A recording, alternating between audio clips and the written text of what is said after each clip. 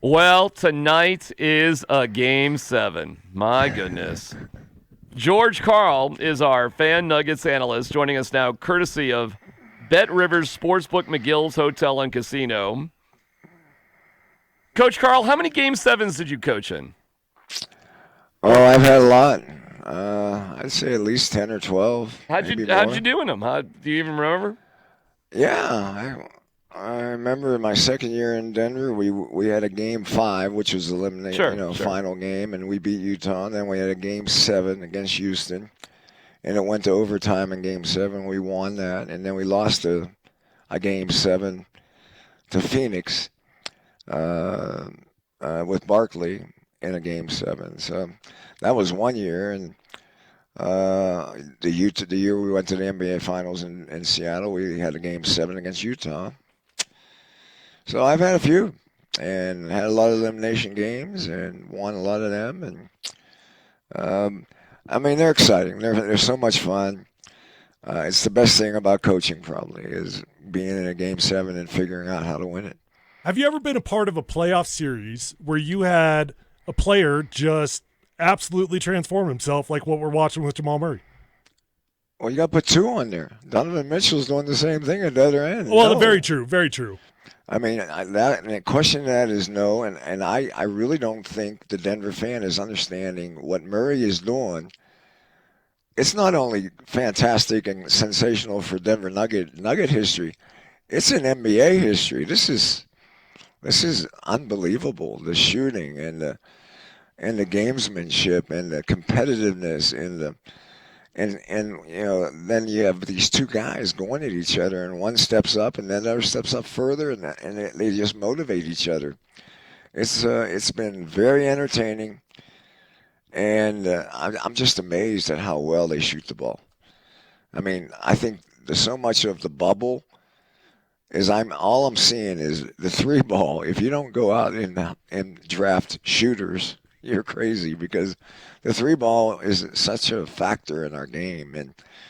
And shots that 5 years ago I thought were bad shots, now a lot of guys are taking them and making them. And then you got these 6'9" guys or 6'7" guys that can shoot over any defender most of the time. And it's been very entertaining to me, and I think also very educating to where the game is and where it's going, and the great young players that the NBA has. The list is unbelievable. I'm watching Tatum of Boston right now. Marcus Smart has hit 4 or 5 threes in the fourth quarter. He's playing. He's making them. They were down 10, and he's brought them back. There's some spectacular basketball going on. And, I know everybody says in sport, defense will catch up. I don't know if defense is going to catch up to this. I don't know how to cover this, to be honest with you, sometimes. Yeah. Well, what can you say about tonight then? What do you expect to see? Well, a little bit of nervousness. I would say it might start out kind of sloppy. Most of these games have come out where everybody's making everything, and the offense has been totally in control. Basketball is a game of mistakes. There's missed shots, turnovers, fouls, bad shots, bad decisions. I think the turnover game I would be aware of. The missed free throw game I would be aware of. Little things are going to win this game. And the star, the way the series has gone is I think Denver has an advantage because I think they have two guys that can put the spotlight on them. I think Utah only has one guy that can do it. Uh, and and Mitchell, can he make their role players have great games? Something that hasn't been talked about. Gary Harris on Clarkson was very important in Game 6. Clarkson became a very ordinary to maybe bad bench player in Game 6 because Gary Harris harassed him. Clarkson, for most of the series, has had a pretty damn good offensive game going. And I think Mitchell, someone on Utah, has got to have a good game offensively. Ingles, the guy I'm a little afraid of is Conley. Michael Conley has had big games and big time situations. Can he jump up and have the game he had when he came back out from back into the bubble? But I'm encouraged by Denver. I think Denver has found better defensive answers. Denver's gotten better bench play. The bench was a factor in Game 6 for them, and they got two all-star caliber players that I think if the spotlight drifts to them, they can carry this game into a win. What would you do defensively to try to stop Mitchell? Oh man.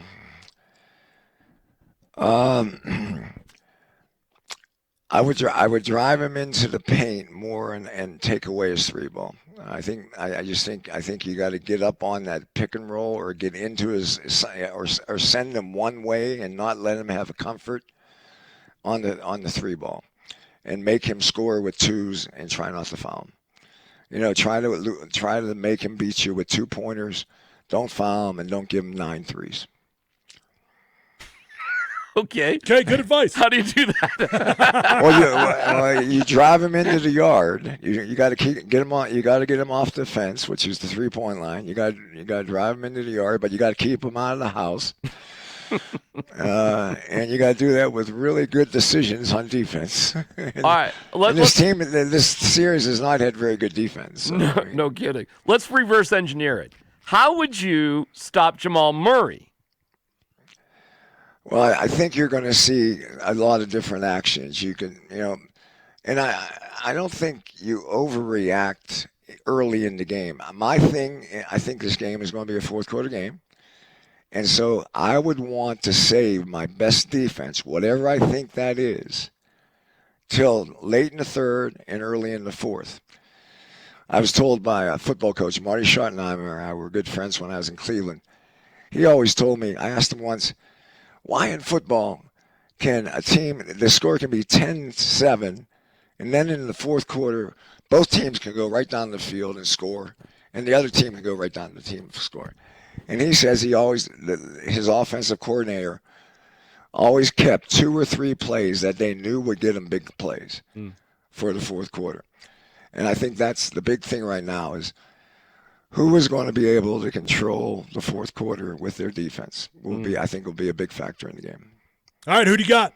I got Denver. And I'm starting more I've looked at it, the more things I've read on the internet today, the more I like it. The more I like them. I think Utah mentally has to really be strong tonight. And I don't know if they've had that experience. You know what, Coach? One thing I've learned is if I read it on the internet, it must be true. So yes. That's my experience there. All right, Coach, we're excited, man. It's great. We love getting your take on things, by the way. It has been such a cool part of this for us. So let's keep it going, right? Let's keep this going. Yeah. I need a little pocket money along the way.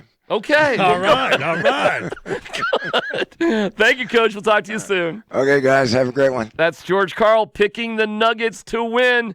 Our fan Nuggets analyst, courtesy of Bet Rivers Sportsbook, McGill's Hotel and Casino. So is Stokley the only person that we know picking the Nuggets to lose? Is he it? Yeah, he's the only person that is a bad enough human being to pick against the Nuggets in Game 7. All right. Well, let's dig into it with the top 6. And, hey, dude, I got a Joe Judge story for you. Another? How many do we got? You know what? This one, things might be working with Joe Judge in New York based on this story. And we're definitely getting fired up for the Nuggets. So stick around. We got it all for you coming up next.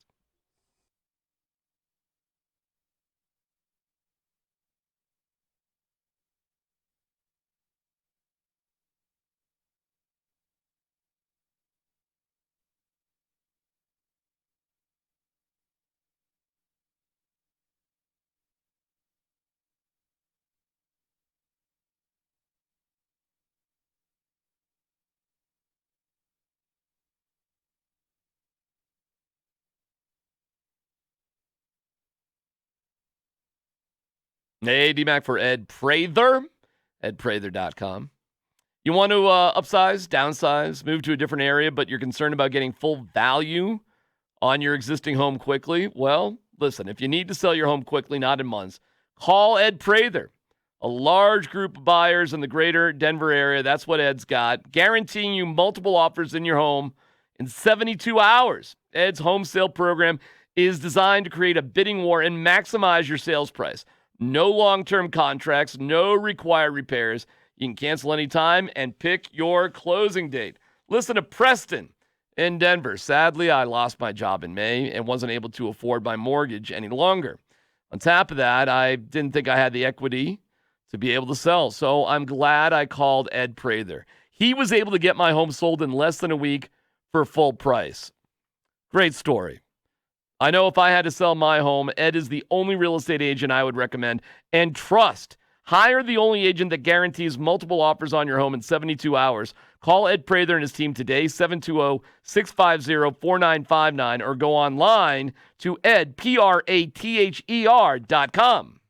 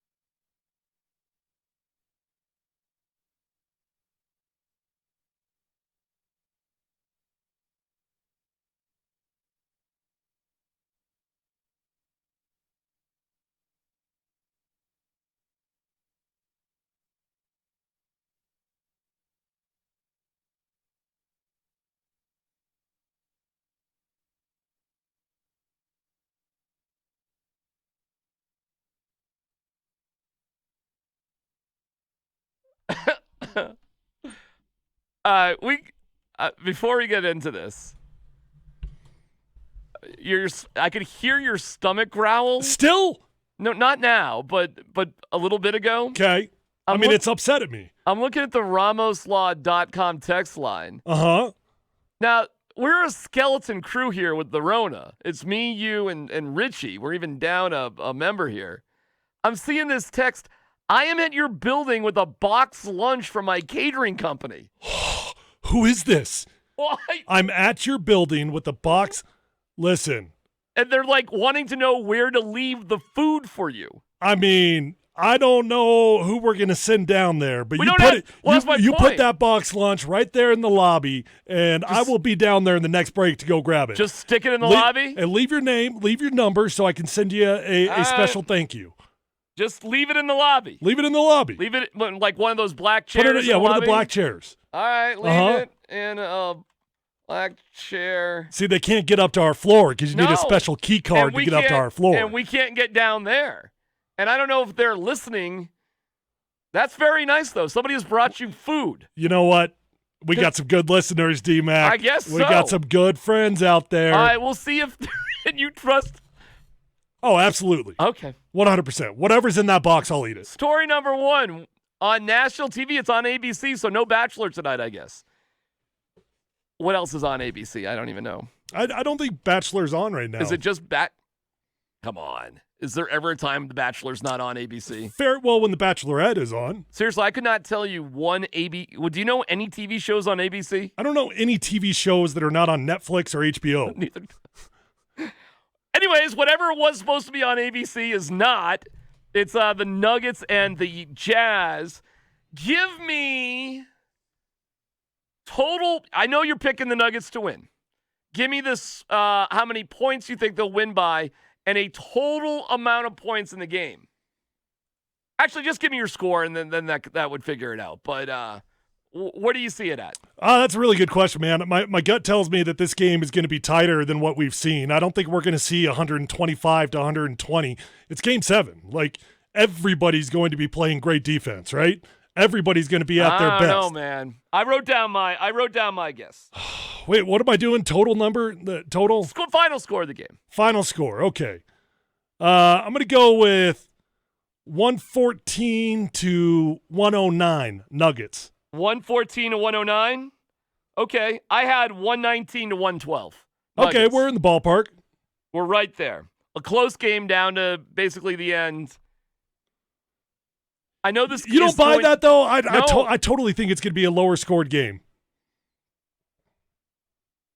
I think if you can keep the Jazz under 120 points, you can win, and I think that's what they're going to do, but I think it's going to go like that.